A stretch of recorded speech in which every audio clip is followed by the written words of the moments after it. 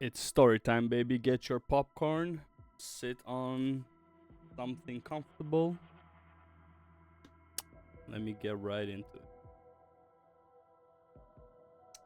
A very, very brief history of the events that led up to basically you waking up, but this also explains pretty much everything you kind of need to understand up until the new war. Who is who, what is what, why is everything happening, but in as little detail as possible, just to make you understand the basic history of events, what happened before what caused who to do what. So, anyways, let's get into it. The first important event that we know about, aside from, there's an Orokin Empire and stuff like that, is Albrecht Andrade discovers the void and meets the man in the wall. After that, he goes through some stuff. It doesn't really matter for the purpose of this video. Like I said, not going into too many details. Many years after that, the Zeriman 10-0 mission to Tau commences. However, the Zeriman 10-0 or the Zeriman 10-0, it fails its mission. Everyone on board, like the staff, basically the adults, as far as we know, all the adults died. The children that survived became void infested, and when they got back, when they were rescued, they drove the people around them to insanity in one way or another.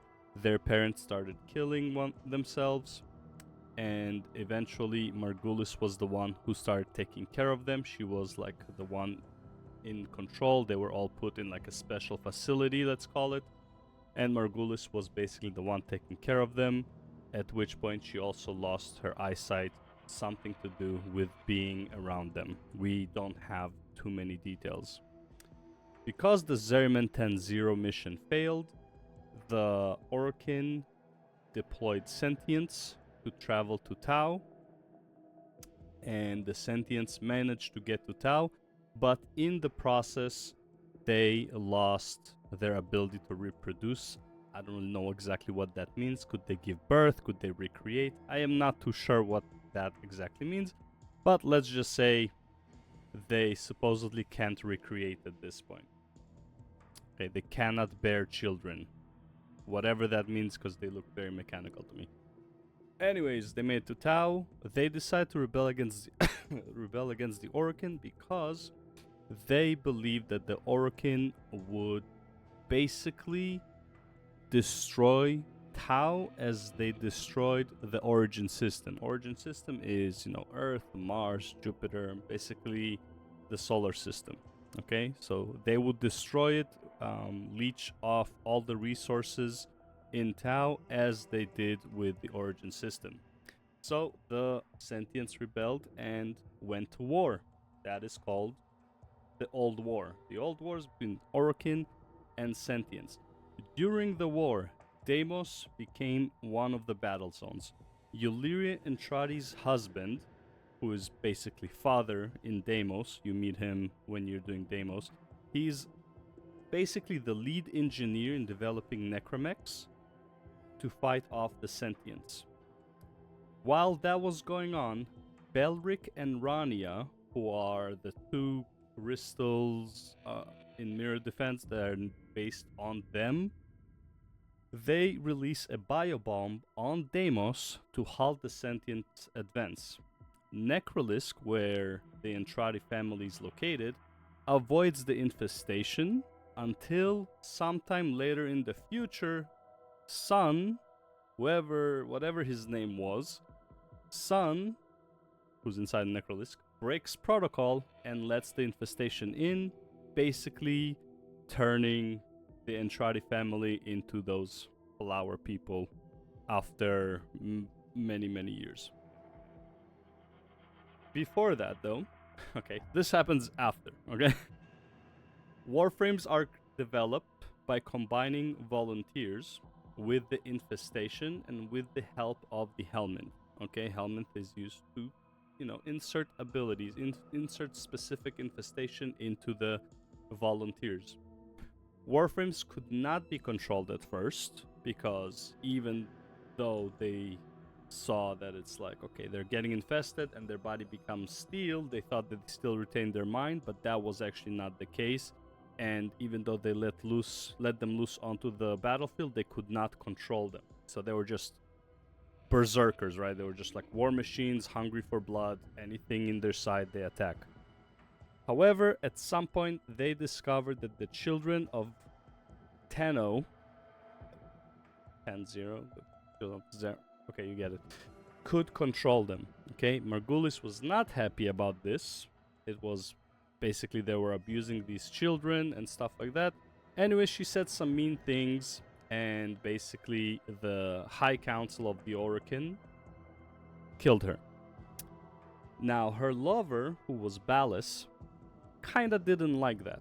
So Ballas betrayed the Orokin because of that, and he told Han Hao about the Warframes and the children, and they basically made a deal.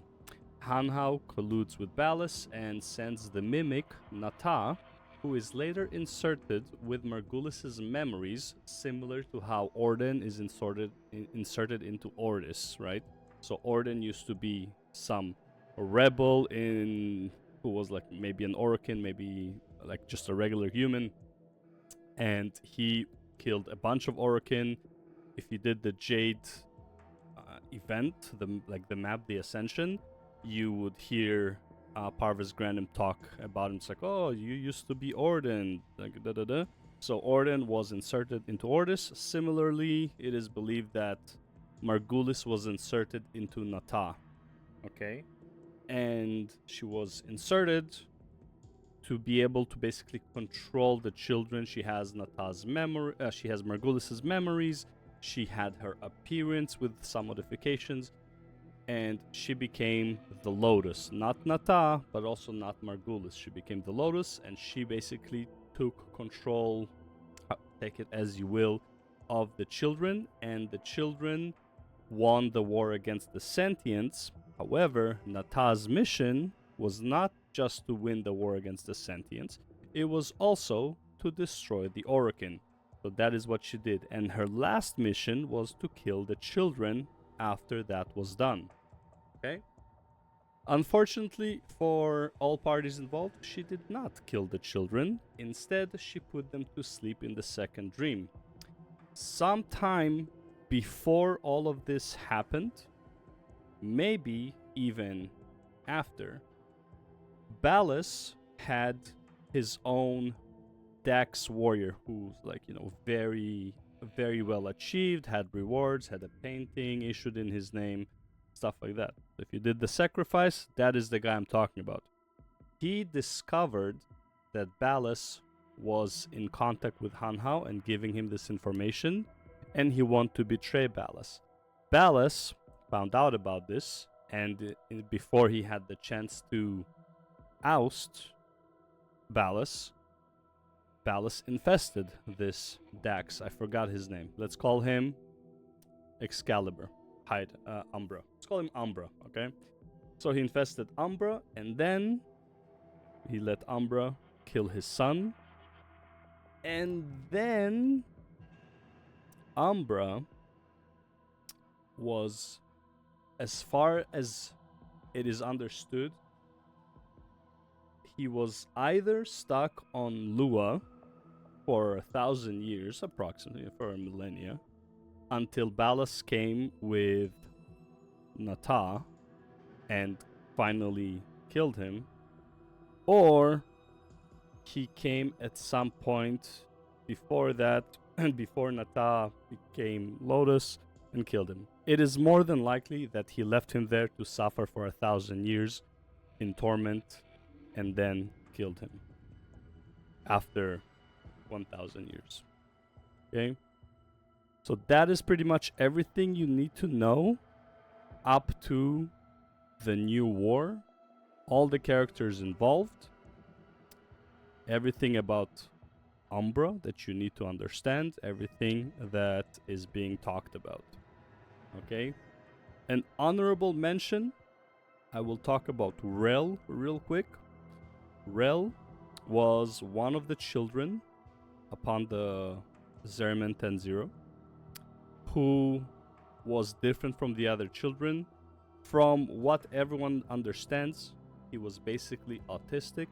However, it's not however. The way I like to see it is like, yeah, sure, he was autistic, but he was hypersensitive to void, and Margulis could not control him. Margulis basically kicked him out of, of the group, right? The one student. The Red Veil treated Rel as a god. Rel sacrificed his body and became part of the Warframe, Harrow. And he was somehow managing to push back the man in the wall from basically being an active participant. That is a theory. However, it is kind of a coincidence that once Rel was over and done with, and when you fight Rel, he's basically controlled by the man in the wall at that point, right? Which wasn't happening before. So it would appear as if Rel had something to do with keeping the man in the wall in check. He also asks, well, who is gonna keep him in check now? And he's basically being told by the Red Veil Priestess that the Tenno will have to do it now, and that he can finally rest. So clearly he was, based on that aspect of the story, he was holding the man in the wall back. At what point did he start holding him back is not really clear. However, more than likely, sometime after the war, because there is some evidence that shows that the man in the wall was an active participant during the Old War. So something in between that Old War, between Second Dream, when they put all Nata, Margulis, Lotus, put all the children back to sleep. Sometime between then, because Rel was not a part of the children went to sleep, and between when you wake up and eventually meet Rel, so that also approximately 1,000 years, okay?